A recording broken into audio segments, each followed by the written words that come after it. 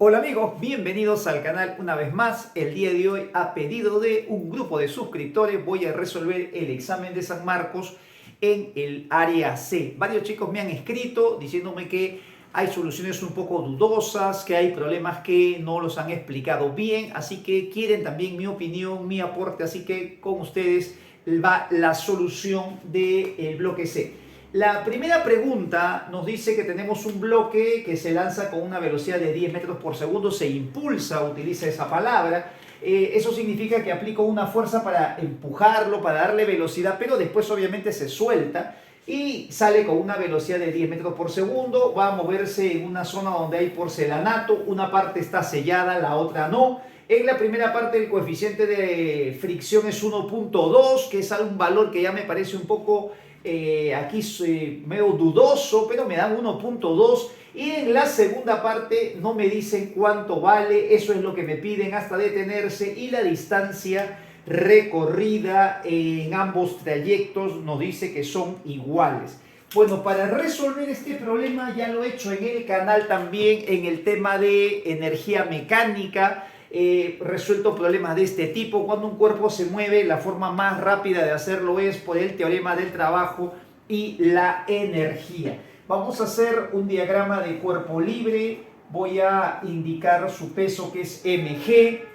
Aquí debe haber una reacción normal que debe ser igual a ese peso.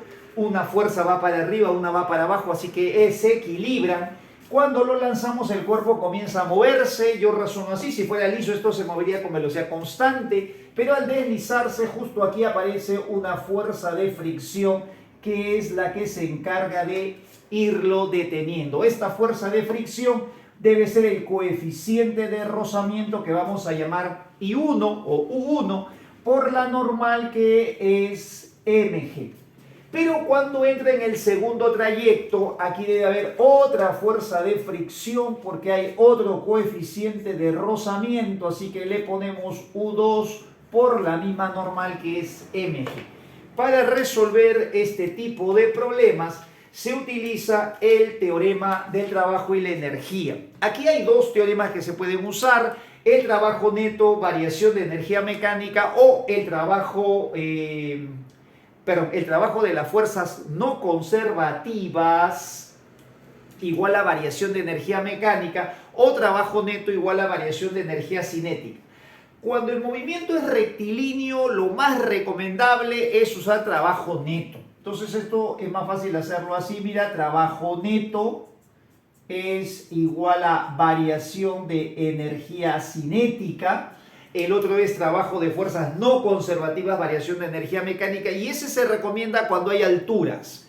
Cuando es en línea recta, por ejemplo, como ese de la balita que choca y se introduce en un bloque de madera, o la flecha que introduce de repente en un costal, esos cuerpos que van en línea recta, es más recomendable hacerlo así. El trabajo neto sería el de las dos fuerzas de fricción.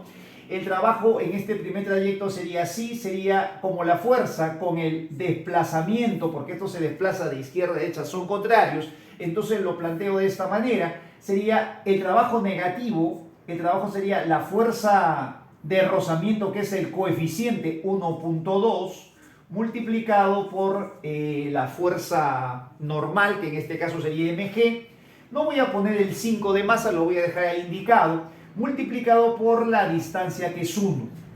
En el segundo trayecto cambiamos de fuerza de rozamiento, ahora sería mu2 o coeficiente de rozamiento 2, multiplicado por masa por aceleración de gravedad, que es la normal. Acuérdate que esta normal coincide con el valor del peso en ese punto.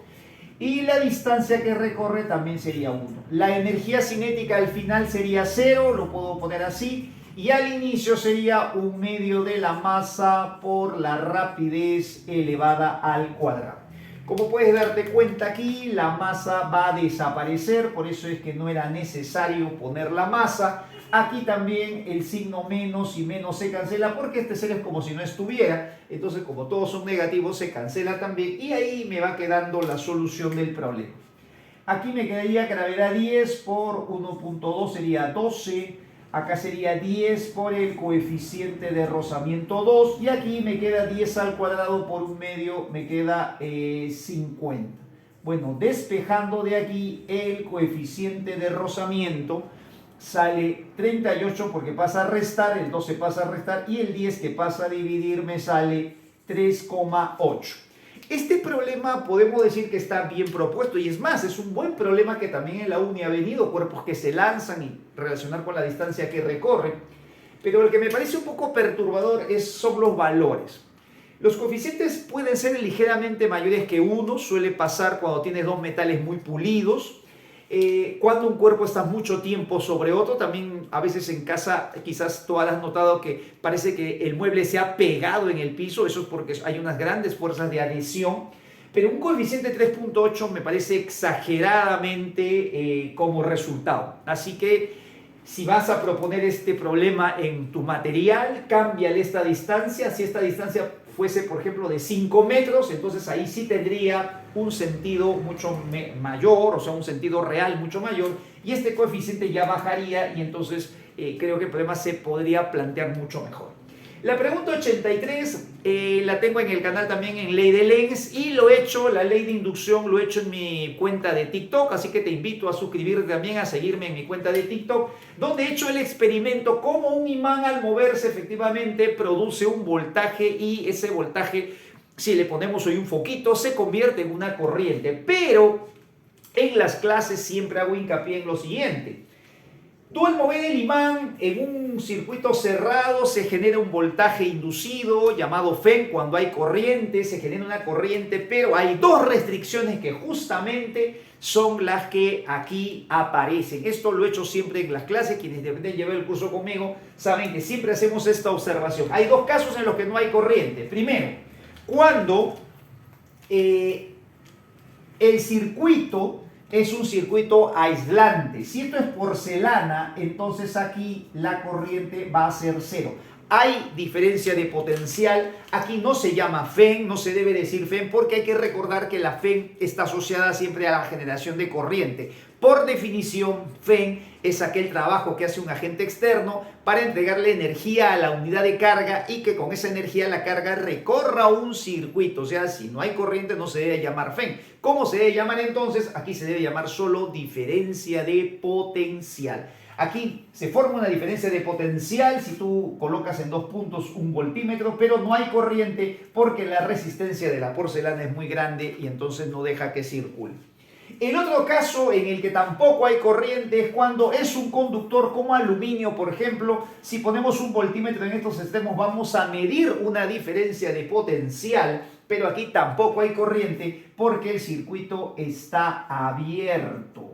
Para que aquí haya corriente, lo que tienes que hacer es sacar pues, de aquí una resistencia, conectarlo a los extremos de una resistencia y ahí sí habría corriente. Por lo tanto, aquí la respuesta es que en ninguno de los dos casos hay corriente y justo son las dos excepciones teóricas que hay en la ley de Faraday. Cuando la variación del flujo magnético se da en un conductor, perdón, se da en un circuito hecho de un material aislante, no es conductor, es aislante, y el otro cuando el circuito puede ser conductor, es cierto, pero está abierto, no se cierra el circuito, entonces no hay corriente. La pregunta 84 nos habla de un astronauta que tiene una masa de 80 kilogramos, en la Tierra la aceleración de gravedad vale g, y en una estación espacial más su equipo, toda la masa es 240, y en esta estación, que obviamente está a cierta altura, por eso ha disminuido la aceleración de gravedad, ahí en esa zona es 0,9 g. Me preguntan la relación del peso del astronauta en la Tierra. Y bueno, en la Tierra no habría problema, 80 por g sería en todo caso el peso en la superficie terrestre, 80g. Y aquí hay una imprecisión en el enunciado porque dice que lo compare con el peso del astronauta en la estación. Y allá él con todo su equipo, dice, el problema exactamente dice el peso del astronauta con todo su equipo, o sea, con todo su equipo 240. Entonces aquí la masa sería 240, pero aquí hay una imprecisión porque no especifica este peso dónde vamos a considerarlo, no dice si también es en la Tierra o es en la estación. Bueno, aquí uno como postulante debería de repente haber tanteado las dos posibilidades. Si pones el peso en la estación, no te va a salir la respuesta, se sale 0,37, no habría clave, ahí ninguna sería correcta. Entonces aquí hay que deducirlo, que realmente me están pidiendo comparar el peso del cosmonauta en la superficie de la Tierra y el peso del cosmonauta con su equipo también en la Tierra. Entonces aquí tienes que asumir que es G. Y recién en este caso te va a salir que efectivamente esto sale 1/3 y la respuesta sería 0,33. Desde mi punto de vista, me parece que es una imprecisión en el momento de redactar la pregunta. Así que en la primera le vamos a dar verdadero. A la segunda proposición me dice que la misma fuerza aplicada sobre el astronauta, tanto en la Tierra como en la estación, ahí sí hace hincapié en la estación y en la Tierra, la misma fuerza sobre el mismo astronauta, dice que la aceleración de él es mayor en la estación espacial. Aquí la respuesta es falso y esto sí es muy interesante. Esto es una teoría que viene en todas las universidades, en la UNI también he visto que ha venido. Hay que siempre entender que cuando un cuerpo se va a otro lugar, a otro planeta o sale al espacio exterior, recuerda siempre que uno, la masa no varía. Lo que varía es la aceleración de la gravedad.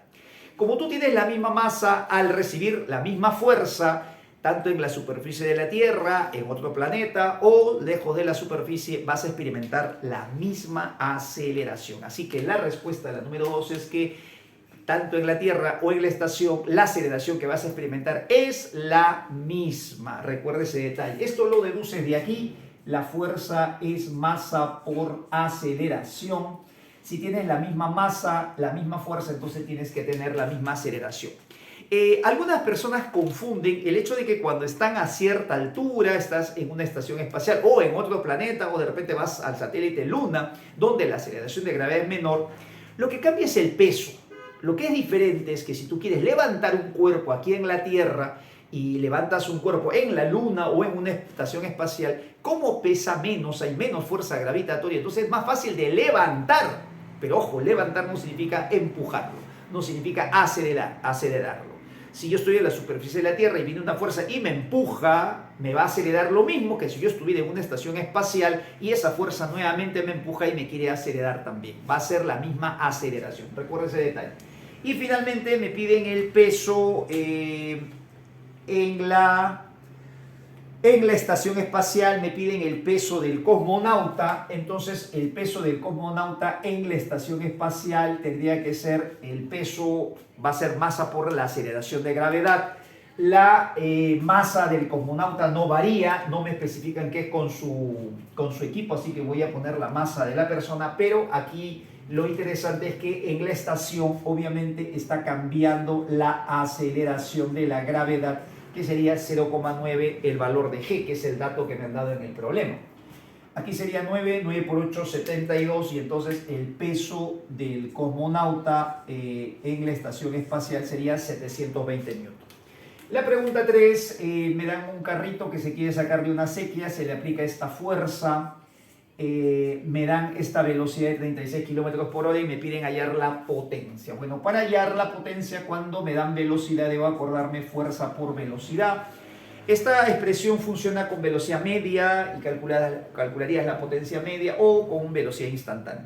Como aquí asumimos que la velocidad es constante, entonces aplico fuerza por velocidad y entonces tendría que hacer lo siguiente. La fuerza es 4 kilonewton, o sea, sería 4000 newton, multiplicado por la velocidad, y aquí viene el detalle que a algunos los hizo confundir. Hay que cambiar esto a metros por segundo y en metros por segundo esto vale 10. Al cambiar por 10, entonces te sale 40 kilowatts. Esa sería la solución. En la pregunta 86 tenemos un ciclista que tiene una velocidad que varía de esta manera. La distancia que recorre 125, 5 es la velocidad, se va reduciendo hasta un valor t sub 0 y me piden su aceleración. Bueno, en una gráfica velocidad-tiempo hay que recordar que la pendiente es la aceleración. Esto se puede calcular como variación vertical entre variación horizontal, y la distancia vendría a ser todo el área que está aquí debajo. Toda esta área sería 125. Así que utilizando las propiedades de la gráfica puedo decir así que 125, todo el área, sería la base, que es t sub 0, por la altura, que es 5, todo dividido entre 2. De ahí despejo el T sub 0 que me sale 50. Voy a aprovechar de comentar algo que ya lo he hecho en un video anterior de los errores que se suelen cometer. Muchos textos preuniversitarios aquí en Lima, Perú, ponen a veces ángulos aquí y como ves en esta gráfica no hay ángulo porque eso no es correcto. Yo no podría decir que esto, por ejemplo, es 37 grados y decir que esto está en proporción de 3 y 4 porque estas dos cantidades físicas no son iguales y no puedo comparar metros por segundo con segundos y decir que están en proporción de 3 a 4. Son cantidades físicas diferentes, por lo tanto no se pueden comparar en dimensión. Lo que sí puedo hacer es multiplicarlos, dividirlos y entonces ahora voy a calcular la aceleración. Si este valor entonces me sale 50, la aceleración tendría que ser así. Tengo que ponerlo así en forma vectorial. La aceleración es la pendiente, 5 entre 50 me sale 0,1, como va para abajo es negativo y vamos a suponer que esto ocurre en el eje de las X, por lo tanto la aceleración debería ser de esta manera.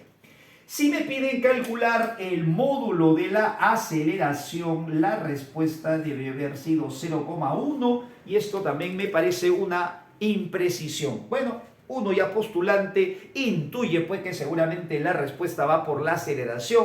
No podemos ser tan rigurosos, pero es cierto que ahí hay una imprecisión. La respuesta correcta debe ser 0,1. De ahí vamos a la pregunta 87. Esta es una pregunta donde hay dos bloquecitos. Es un problema muy conocido, al menos en lo que a San Marcos se refiere. Lo he visto muchas veces en varios exámenes. Me dan un bloque de 30 kilogramos y 40 kilogramos, le aplico fuerza de 600, dice que este bloque tiene una aceleración de 15, coeficiente de rozamiento en la superficie y los bloques 0,2 y me piden calcular la aceleración del bloque número 2. Una pregunta que debes saber es ¿por qué no puedo unir todo en uno solo? ¿Por qué los dos no tienen la misma aceleración? Aquí te obligan a trabajar por separado y te piden incluso la aceleración del segundo porque hay que darse cuenta que cuando tú jalas y mueves el primero, el resorte se va estirando y entonces la fuerza en el resorte va variando también, hay que tener en cuenta eso. Y entonces al ir variando esa fuerza que actúa a su vez o se transmite a su vez al otro bloque, lo va acelerando también de a poco. Hay que recordar algo que a veces no se indica muy bien, que solo se pueden juntar los bloques cuando tú estás seguro que los bloques se mueven juntos, se mueven como un sistema, todos tienen la misma aceleración. En este problema estos bloques no se mueven juntos, por eso no los podemos juntar. Entonces hay que analizarlos por separado. Vamos aquí a hacer el respectivo diagrama de cuerpo libre. Aquí sería 300 la fuerza de gravedad. La reacción normal, que es perpendicular, debe ser también 300 porque lo que va para arriba se anula con lo que va para abajo. Aquí debe haber una fuerza de rozamiento en el piso. Esa fuerza de rozamiento le voy a llamar 1. La puedo calcular así. Como esto ya se está moviendo, será el coeficiente por la normal, 0,2 por 300, esto me debe salir 60. Y ojo aquí, en el resorte va a haber una fuerza que vamos a denominar, vamos a ponerle así, una fuerza F. Ahí está. En el otro bloque también hacemos su diagrama de cuerpo libre, sería su fuerza gravitatoria de 400. Habrá una reacción normal perpendicular a la superficie, le vamos a poner N' para no confundirnos.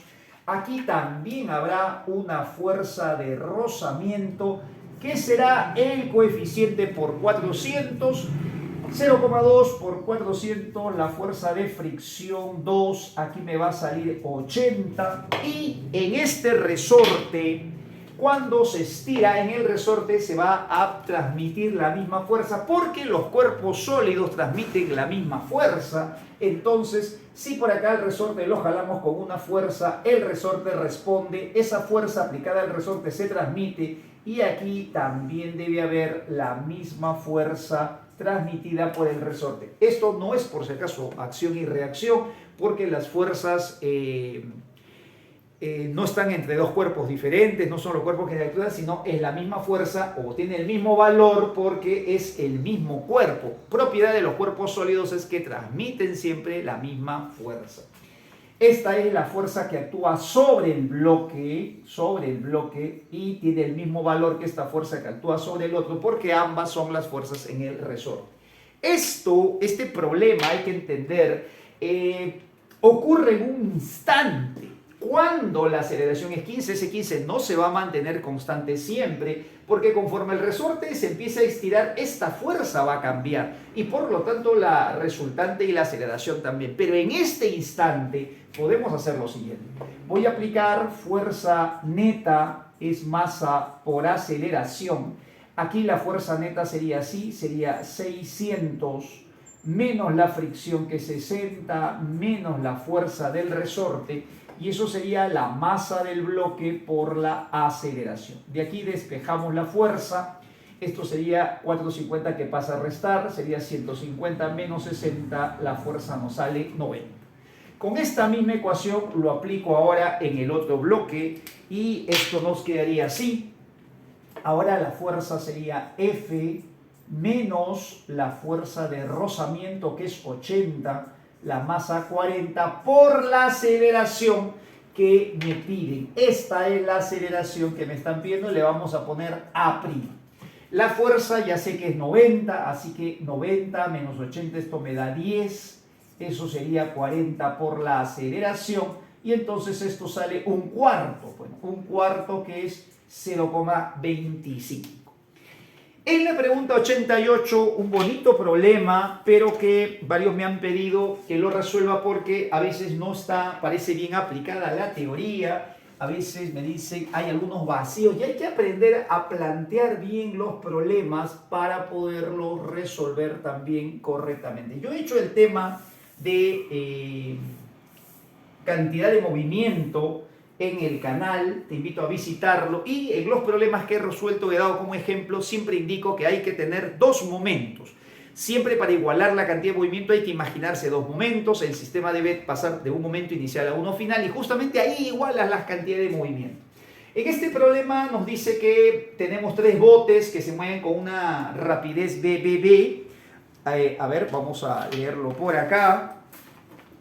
Dice el ejercicio que tenemos en un lago de aguas calmadas, el agua está en reposo, hay tres botes, uno detrás de otro, con la misma rapidez, todos se mueven en rapidez V. Cada uno de los botes tiene masa M, o sea, son idénticos, y dice que se tienen dos objetos de masa M, los cuales son arrojados. Esos dos bloques primero están aquí, vamos a dibujarlos así, estos dos bloques están aquí en este bote primero, y estos bloques tienen una masa, según lo que nos indica el problema, es una masa M. El problema especifica que cada masa de los botes, eso es lo que nos dice el ejercicio, la masa del bote es 5 veces la masa de estas esferitas, así que lo voy a poner todo a 5M. Este bloque quiere decir que tiene 5M, este bloque tiene 5M y este bloque también que tenga 5M. Cuando se arroja, aquí dice el problema que se arroja con una velocidad o una rapidez V medios, se lanza con V medios para cada uno de los bloques, o sea, se arroja así, uno para acá y el otro para acá, se arroja con V medios, y me piden calcular las rapideces de los botes una vez que los bloques han llegado pues a los otros. Aquí en el problema lo que no se especifica bien, y también creo que es una imprecisión, es mencionar respecto a qué. Porque esta rapidez también puede ser respecto a un observador que está en tierra firme o puede ser respecto a el bote. Entonces, en todo caso, creo que para un estudiante, si lo plantea de las dos maneras o de repente tantea o comienza por una que no es la correcta, no va a encontrar clave. Obviamente, haciendo los dos métodos, vamos a encontrar respuestas solamente cuando estas rapideces son respecto al bote. Yo particularmente pienso que es una falta de precisión porque los problemas que he visto en otras universidades, por ejemplo en la UNI, se especifica la velocidad del cuerpo respecto al bote, respecto a la tabla, respecto al piso, y eso es importante para poder plantearlo correctamente. Entonces dice que se lanza con una rapidez V y aquí voy a aplicar esta teoría de la velocidad relativa de la pelota respecto al bote sería así: la velocidad de la pelota menos la velocidad del bote. Esta es la teoría de movimiento relativo, lo tienes también en este canal. Si yo quiero calcular, antes de seguir, aquí habría que hacer otra observación. Cuando uno iguala las cantidades de movimiento en estos problemas, la idea siempre es igualarlo con todas las velocidades respecto a tierra firme. Es lo más práctico, todo respecto a tierra firme, igualas inicial y final, y entonces pues sale bastante fácil, como los ejemplos que he dejado en el canal. Así que voy a hallar todo respecto a tierra firme. Y me faltaría la velocidad del bote, la conozco, la velocidad después de haber arrojado la necesito calcular. Pero la velocidad de estas pelotitas es la que voy a despejar, y esto quedaría así: la velocidad de la pelota sería la velocidad relativa con la que hemos lanzado más la velocidad del bote. Esta sería la velocidad con la que se lanza la partícula. Así se halla la velocidad, es la resultante de la velocidad relativa con la que estás lanzando más la velocidad del bote. Esto de aquí voy a aprovechar de comentar, es justo lo que se aplican en los problemas de caída libre. De repente tú has leído esos problemas cuando tienes un globo aerostático que va subiendo y de pronto respecto al globo lanzas con una cierta velocidad. Y te acordarás que ahí hay que sumar la velocidad del lanzamiento más la velocidad del globo. Y es por esto: la velocidad de la partícula respecto a tierra firme debe ser la velocidad relativa con la que estás lanzando respecto al globo más la velocidad con la que sube el globo. Entonces, esta va a ser la forma de calcular la velocidad respecto a tierra firme. Vamos a graficarlo así entonces. Aquí están todo moviéndose con una rapidez v. Estas esferitas están en reposo respecto al bote, pero ahí todo se mueve con rapidez v. Dice que ella se lanza con v medios hacia el otro lado, o sea, se lanza con v medios para allá, pero como el bote avanza con v, ¿cuál sería la velocidad respecto a tierra firme? La velocidad relativa sería menos v medios, la velocidad del bote sería v, entonces al momento de sumar me va a quedar que la velocidad de esta partícula sería así, sería v medios. V medios hacia ese lado. Si alguno no me entiende, lo voy a hacer por aquí. La velocidad relativa con la que hemos lanzado, esta pelotita la hemos lanzado hacia el bote que está atrás, entonces debe ser menos v medios en el eje de la así. La velocidad del bote es v en el eje de la así. Y al operar esto, mira, la velocidad de la pelotita sería entonces v medios positivo. Esta es la primera respuesta. Esta vendría a ser la velocidad de la pelota número 1, vamos a poner. La otra pelotita se lanzó hacia el otro bote, se lanzó también con v medios, pero ahora sí lo lancé en dirección positiva, más la velocidad del bote, entonces ella respecto a tierra firme sale con esta velocidad. Lancé con v medios más el v, entonces esto ha salido con 3v medios. El bote que se ha quedado en su sitio, o bueno, el bote que se ha quedado sin las pelotitas ahora, ojo con esto, ahora ya no tiene una velocidad v, va a tener una nueva velocidad, no sé cuánto será, y a esta velocidad le voy a poner, por ejemplo, un valor de y. Los otros botes que todavía no han experimentado ningún golpe, ningún choque, ellos no tienen por qué cambiar su cantidad de movimiento. Hasta aquí puedo aplicar cantidad de movimiento. Paso número 1 sería, voy a igualar la cantidad de movimiento aquí. Vamos a hacerlo a ver de esta manera. Este sería mi sistema, mira. Este sería mi sistema. El sistema estaría formado por el bote y las pelotitas que estoy lanzando. Este es el sistema que voy a analizar. Sobre este sistema no hay fuerzas externas, todas son fuerzas internas, entonces no se altera la cantidad de movimiento. Voy a igualar la cantidad de movimiento inicial y la cantidad de movimiento final del sistema. En el sistema al inicio, este sería mi estado inicial, tenía una masa de 7m moviéndose con una velocidad v. Ahí está mi velocidad v en el eje de la así. Y después cuando lanzo voy a tener el bote con una masa 5m, porque ya perdió los dos, sería 5, por una velocidad desconocida, más la velocidad de los bloquecitos, cada uno de ellos tiene una masa m, así que quedaría así, sería m por v medios más m por 3 medios de v. Ahí está. Bueno, de aquí vamos a despejar. Lo primero que podemos hacer es cancelar la m. Como ves, la m se cancela. Aquí nos quedaría así, sería 3 más 1, 4, 4b entre 2 sería 2b, ese 2b pasa a restar, sería 5b, igual a 5y, entonces de aquí sale la primera velocidad, la velocidad me va a salir, 5 y 5 se cancela, me va a salir bi también. Quiere decir que cuando este bote ha arrojado las pelotitas, aquí la velocidad con la que se desplaza, la rapidez con la que se desplaza va a seguir siendo v. Muy bien, esta pelotita sigue su trayecto, ella también sigue su trayecto, y tú dirás, pues, pero entonces esta pelotita no va a caer sobre el otro. Pero aquí el detalle es que esta pelotita, este botecito va más rápido, entonces el botecito llega un momento a colocarse debajo y entonces al final esto terminaría así. Esta pelotita va a terminar en el primero, esta pelotita va a terminar en el segundo, como ella más veloz lo alcanza. Aquí tenemos ahora m y la masa 5m, acá el bote 5m más m, él sigue con 5m. Y entonces ya sabemos que él va con una velocidad v, él ya no experimenta ningún cambio, no hay ninguna masa que se agrega o se retira, por lo tanto él se queda así. Pero ahora la pregunta es, este nuevo botecito ya no va a tener una rapidez v, vamos a llamarle ahora que sea x, y este botecito va a tener una rapidez que sea z. Y entonces los sistemas que voy a analizar son estos. El sistema que voy a analizar sería este sistema. Así sería. Una vez que lo he lanzado, esta pelotita y este bote también se están moviendo, tienen una cierta velocidad primero y después terminan juntos. Cuando están juntos, ¿con qué velocidad se mueven? Y ahí voy a aplicar mi paso número 2. Esto sería así. Cantidad de movimiento inicial igual a final. Al inicio tenemos moviéndonos de esta manera, sería 5m por una velocidad i. Recuerda que siempre los problemas de cantidad de movimiento se deben trabajar en forma vectorial, más la masa de la pelotita por b medios en el eje de la C. Cuando esta pelotita ya descendió y cayó sobre el bloquecito, ahora ya tenemos una masa de 6m moviéndonos con una velocidad x. Como ves, la masa m se termina cancelando y nos quedaría de esta manera.